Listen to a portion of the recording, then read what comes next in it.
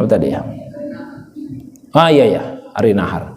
Nahar itu artinya menyembelih. Sebetulnya nahar arti harfiahnya itu leher atau daerah sekitar leher. Ya kan? Di surah Al-Kautsar, inna a'tainakal kautsar.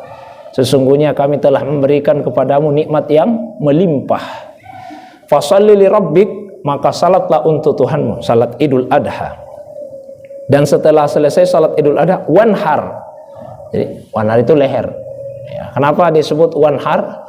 Karena hewan yang disembeli itu, yang dikurbankan itu disembeli pada bagian lehernya, maka disebutlah dia dengan istilah nahar, ya, wanhar.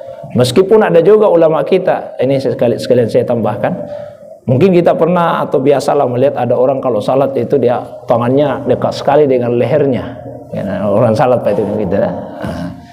Karena dia pahami secara harfiah ayat tadi, fasholli li rabbik, salatlah untuk Tuhanmu, wanhar. Dia pahami, dan letakkan tanganmu dekat-dekat leher. Ya, itu wanhar. Mayoritas selama kita memahami ayat itu tidak seperti itu. Fasholli li rabbik, salatlah untuk Tuhan, salat Idul Adha, wanhar, dan sembelihlah hewan. Jadi disebut wanhar. Maka tanggal 10 Zulhijjah itu disebut dengan yaumun nahar, hari penyembelihan. 11, 12, 13 disebut dengan ayyamut tasyrik, hari-hari tasyrik. Meskipun boleh juga digunakan sebagai waktu penyembelihan, tapi paling afdal penyembelihan itu 10 Zulhijjah, itulah yaumun nahar. Kalau tasyrik itu sama dengan syuruk, matahari terbit. Kenapa disebut hari-hari tasyrik? Karena pada 3 hari itu di masa Nabi, Pak, ya. Pada 3 hari itu daging dari hewan kurban itu dijemur di bawah sinar matahari. Ya, kan sudah disembeli ini tanggal 10 Zulhijjah sudah disembeli. Tidak semuanya langsung habis dimakan pada hari itu.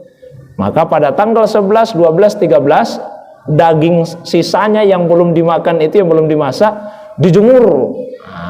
Karena pada hari itu hari menjemur daging disebutlah dengan nama ayyamut tasyrik, hari-hari tasyrik. Tapi boleh juga digunakan hari itu sebagai hari penyembelihan. Nah, di tanggal 10 Zulhijjah tidak ada amal yang lebih disukai oleh Allah Subhanahu wa taala min iraqatid dam dibandingkan dengan iraqatid dam, mengalirkan darah. Mengalirkan darah itu maksudnya melaksanakan syariat kurban tadi. Ya, pada setiap misalnya kukunya, bulu-bulunya itu ada pahala. Kenapa? Itu yang disebut. Karena pada hewan itu kalau kita mau bagi, ada yang manfaatnya langsung kita rasa, ada yang sebetulnya mungkin manfaatnya tidak langsung kita rasa. Yang namanya hewan itu yang paling langsung kita rasa manfaatnya ya dagingnya, itu yang dimakan.